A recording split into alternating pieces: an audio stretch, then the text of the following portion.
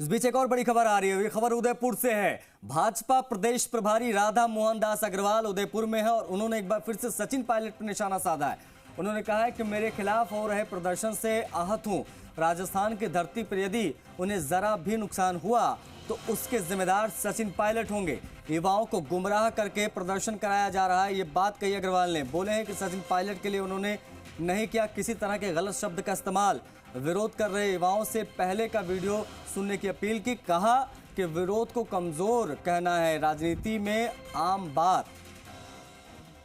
तो एक बार फिर से बयान दिया है, स्याही फेंकी गई, प्रदर्शन हुआ, तमाम चीजें हमने देखी, लेकिन इस पर राधा मोहन दास अग्रवाल का जो प्रभारी है उनका एक बार फिर से बयान आया कि मैंने सचिन पायलट को लेकर कुछ ऐसा नहीं कहा है, लेकिन अगर मुझे कुछ भी होता है तो उसकी जिम्मेदारी सिर्फ सचिन पायलट की होगी। वो रिकॉर्डिंग भी दिखाइए कि मैंने कहा क्या था। हाँ, मैंने कहा है।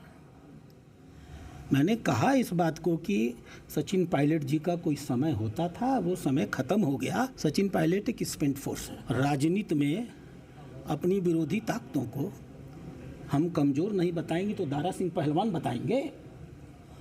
इसमें कोई गाली थी, कोई अभद्र भाषा थी, कोई अपमानजनक टिप्पणी थी?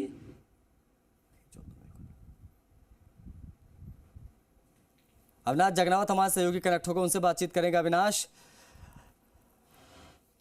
राधा मोहन दास अग्रवाल साहब तो कह रहे हैं कि अगर मुझे कुछ भी हुआ तो उसकी जिम्मेदारी सचिन पायलट साहब की होगी। ये पूरा मामला जिस प्रकार से सामने आया उस हिसाब से विरोध प्रदर्शन भी बड़े पैमाने पर दिखाई दिया। अब जो बयान दिया है राधा मोहन दास अग्रवाल जी ने, उसको किस प्रकार से देखा जाए?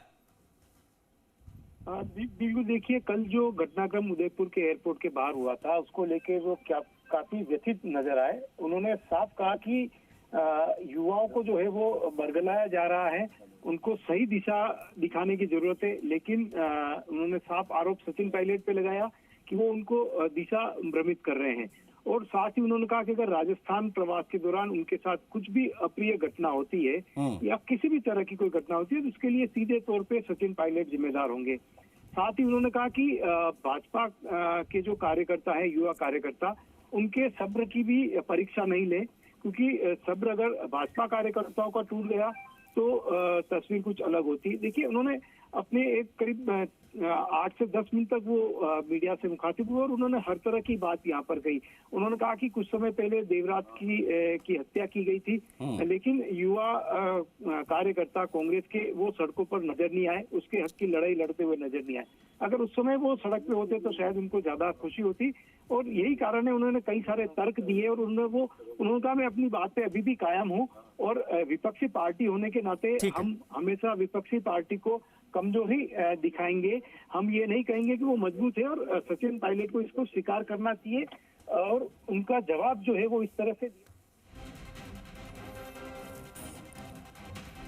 अविनाश, बहुत शुक्रिया आपका इन तमाम जानकारियों को साझा करने के लिए।